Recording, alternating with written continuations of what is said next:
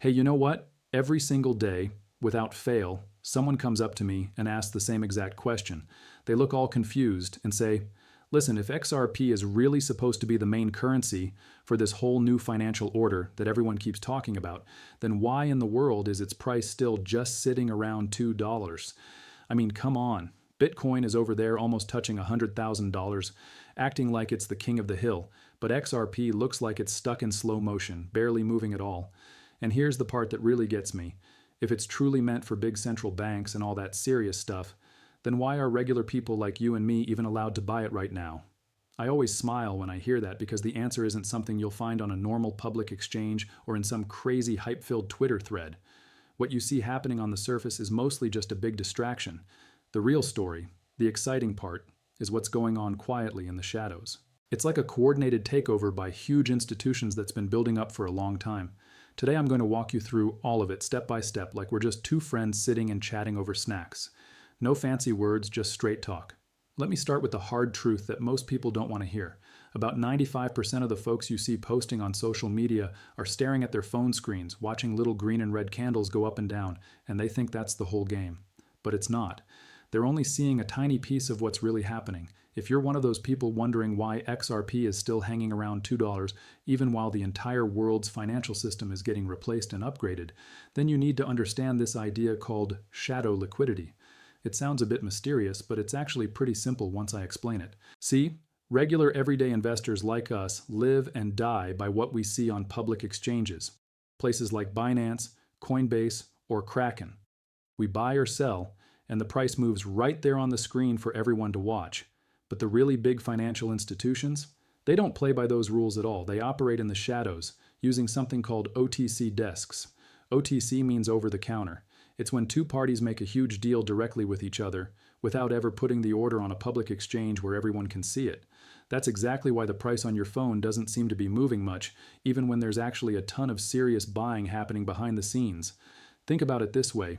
Suppose the Bank of France or the Bank of Japan suddenly decides they want to buy 5 billion XRP tokens today. Do you honestly think they would just open up an app on their computer, go to a regular exchange, and start clicking the buy button like crazy? Of course not. If they tried that, they would crash the entire market long before they could even buy 1% of what they needed. The price would shoot up so fast it would be impossible for them to finish the deal without causing total chaos. Instead, what they do is make special private deals directly with Ripple. They use the XRP that's sitting in something called escrow. That's like a secure holding area where tokens are locked up until they're needed. These big banks sign NDAs, which are non-disclosure agreements. That means they promise not to talk about the deal publicly. It keeps everything quiet and controlled so the price doesn't go wild while they're getting everything set up for the future. While you and I are sitting there complaining about how quiet the chart looks and why nothing exciting is happening, these central banks are quietly securing the future lifeblood of their digital economies. They're locking in huge amounts of XRP behind closed doors, away from all the noise. You really have to get this point in 2026. Price and real value are not always the same thing. They can be very different. Just look at Bitcoin right now. It's trading close to $100,000, which sounds amazing. But when you dig deeper, Bitcoin doesn't actually have much real built-in usefulness for the big financial world. Its high price comes mostly from social belief, people believing it's valuable, and from things like stablecoins such as Tether that get created out of thin air. It's basically a fancy new version of the same old fiat money that's losing value every day because governments keep printing more of it. XRP is completely different from that. It wasn't created just so people could speculate and try to get rich quick by watching the price go up and down. No, it was carefully engineered because the world actually needs it for real, practical things. Its price isn't going to jump around because of some random tweet from a famous person or a big headline in the news, even if it's from someone like Donald Trump. Instead, the price will move when the global system of moving money around starts demanding it in a serious way. We're talking about a market that's driven by actual usefulness, not just hype. Right now, the chart might look super quiet and boring, but that quietness is actually like the silence of a smart predator waiting patiently for the right moment to strike. It's not sleeping. It's preparing. If you don't have the patience to look past all the surface noise and see through this institutional veil, then maybe this asset isn't the right one for you.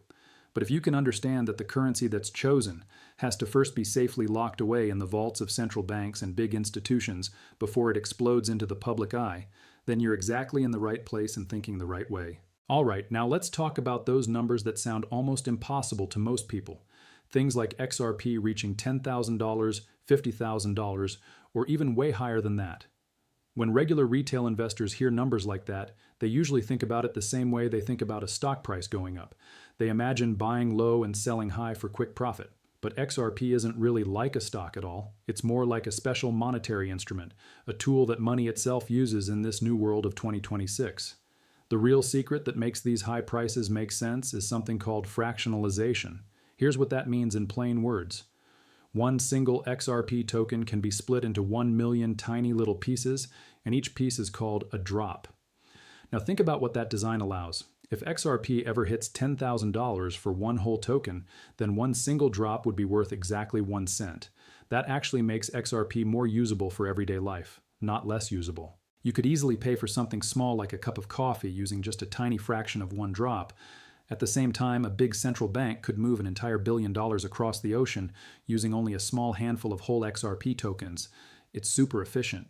David Schwartz, one of the key people behind XRP, has been explaining this idea for many years now. He keeps saying that a higher price for XRP actually makes it a better vehicle for moving payments around the world. Why is that? It all comes down to something called liquidity efficiency. Let me break the math down for you really slowly so it's easy to picture. Imagine you need to move $1 billion from one country to another. If the price of XRP is only $1 per token, then you would need to use 1 billion whole XRP tokens to make that transfer. That's a massive number of tokens all moving at once. It would create a lot of pressure on the market because something called slippage, where the price moves against you while you're trying to buy or sell, and it could make the price swing around wildly, which nobody wants when they're moving serious money. But now picture the same $1 billion transfer when XRP is priced at $10,000 per token. In that case, you would only need 100,000 whole XRP tokens to move the exact same amount of money. See how big the difference is? You're moving way fewer tokens, so there's much less chance of disturbing the market or causing volatility. The whole system becomes a calm, stable bridge for money instead of a wild roller coaster ride that scares big players away. This higher price gives what's called institutional finality. Banks and big financial institutions can settle enormous debts or transfers instantly without needing to buy and hold the entire circulating supply of XRP just to make things work. It keeps everything smooth and reliable. Now compare that to Bitcoin. Bitcoin managed to reach around $100,000 without having any strong intrinsic utility built into it for the real banking world. It got there mostly through pure speculation and people's belief in it, helped along by all those stablecoins being printed. But XRP was engineered for a completely different purpose. Its price has to be high because it's a functional requirement of the system. For XRP to successfully bridge things like the massive $1.2 quadrillion derivatives market and the $150 trillion in cross-border payment flows every year, it simply has to be expensive enough. If the price stayed too low, the pipe or channel that XRP creates would be way too small to handle the huge ocean of global capital that needs to flow through it. To swallow and move the entire global financial system without problems, the price of this bridge has to properly reflect the enormous value of all the cargo, all the money, that's going to travel across it. This isn't just some wild fantasy or moonboy dream that people make up to sound exciting. It's the logical, mathematical outcome of the exact architecture that Ripple built from the beginning. If you have any problem with these kinds of high numbers, you're not really arguing with me or with any hype video. You're actually arguing against the basic laws of physics and finance that make large-scale systems work. Let's keep going and look at the collision that's coming between XRP's finite supply and the almost infinite need for it in the future. There will only ever be 100 billion XRP tokens created in total. That's it. No more can ever be printed or added. You can't just make extra ones when you feel like it, and you can't inflate the supply away like central banks do with regular fiat currencies right now, which is why those currencies are losing value over time. Now let's stack that fixed number of 100 billion XRP against the enormous scale of all the money moving around the world. Just the foreign exchange market, where countries and businesses trade different currencies, moves about $7.5 trillion every single day. On top of that, the derivatives market is estimated to be worth over $1.2 quadrillion in total. And cross-border payments, the money that flows between different countries, are already surging past $150 trillion every year. Here's the kind of math that a lot of regular retail traders completely miss or ignore. Even if XRP only ends up handling a small 1% of all those huge transaction flows, we're still talking about trillions upon trillions of dollars that would need to squeeze through the XRP system.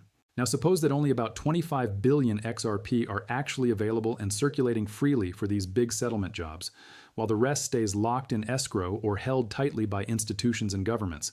In that situation, each single XRP token would have to represent a massive amount of underlying value. We're talking somewhere between $60,000 to $100,000 or even more per token, just to keep the whole global system running smoothly without bottlenecks. This is exactly why XRP is designed to become a true global reserve currency. By definition, a reserve currency is something that central banks and big financial authorities around the planet hold in large quantities, so there's always enough liquidity when it's needed. Replacing the old Nostro Vostro system, that complicated setup where trillions of dollars sit idle for long periods in foreign bank accounts just to make international payments possible, means that every single central bank on Earth is going to need its own vault full of XRP to make the new system work. And let's be really clear here. Big banks and institutions don't think the same way regular traders do. They aren't buying XRP just so they can buy low today and sell high tomorrow for a quick profit. What they care about most is velocity. How fast and smoothly value can move from one place to another without friction or delays. When XRP finally reaches its full level of real-world utility, it will stop feeling like a regular cryptocurrency that people trade for fun. Instead, it will become a proper monetary instrument, just like how certain currencies or assets function in traditional finance. At that stage, it will basically get priced out of the normal retail market. The price will become so high that the average person won't be able to afford even one whole token anymore. Instead, people will trade in those tiny fractions called drops. The Clarity Act that's expected in 2026 is going to be the final big green light for all of this. It's the moment when the law finally catches up with all the math and technology that's already been built. Once those regulatory gates swing wide open, the demand for XRP won't come from excited retail investors chasing hype or reacting to random tweets from Donald Trump or anyone else. The demand will come from the deep, systemic requirement to move the world's wealth efficiently in this new digital era. Reaching $10,000 or even $50,000 per XRP isn't just some hopeful prediction that people throw out there. It's actually a requirement for the whole system to function properly at a global scale. The architecture that David Schwartz and the other founders created literally cannot handle the massive flows of money the world needs if the price stays too low. It would be like trying to push an ocean through a garden hose. It just won't work without flooding or breaking. You are essentially holding the only asset in history that has been mathematically programmed from the very beginning to become extremely expensive as it fulfills its purpose. Most regular retail traders fail to see the bigger picture. Ripple hasn't just been building a simple token that people can buy and sell. They've been carefully assembling a complete institutional toolkit, basically a full Wall Street-style kit that big players can actually use in their daily operations. In late 2025 and continuing into early 2026, all the pieces finally started clicking together perfectly. This happened through Ripple's $1 billion acquisition of G Treasury and that other large hidden road deal that's valued somewhere between $1.25 billion and $25 billion. With these moves, Ripple has now built out a full prime brokerage and custody stack.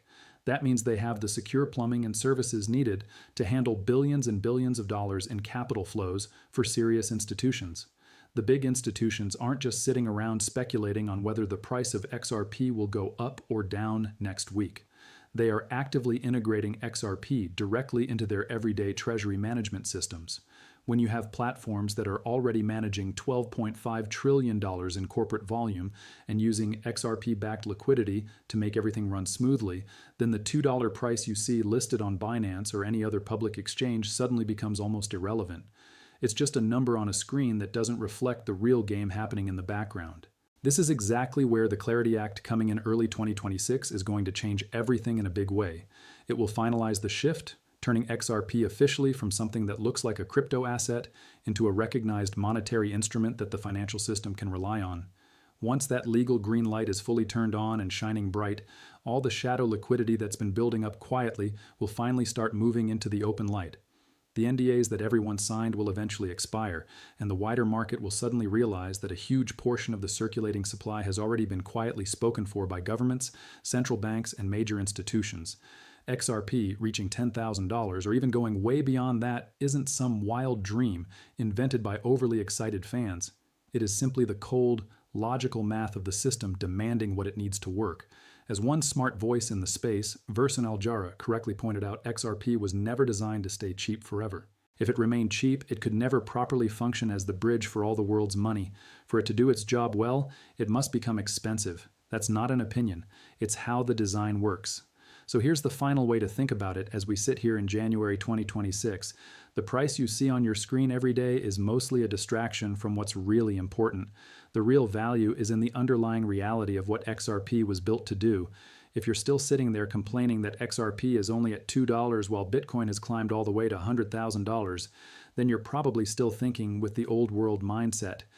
Bitcoin's high price right now is built mostly on social belief, people believing it's worth that much, and on the inflation coming from stablecoins being created out of thin air.